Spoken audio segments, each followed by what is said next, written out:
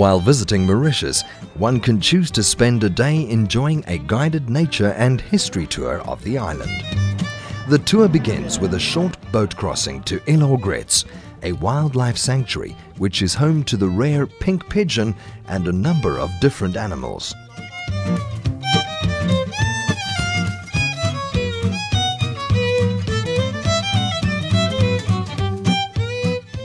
Spend time learning about the ecosystem of the island and the locals' conservation efforts.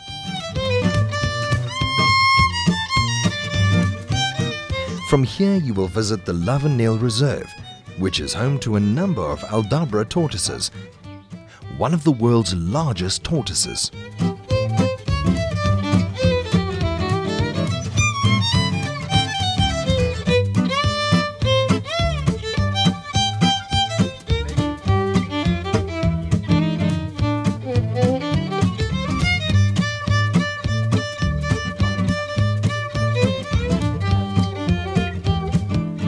While at Vanille, visitors will be able to view over 2,000 Nile crocodiles, as well as the Indian Ocean's biggest collection of insects.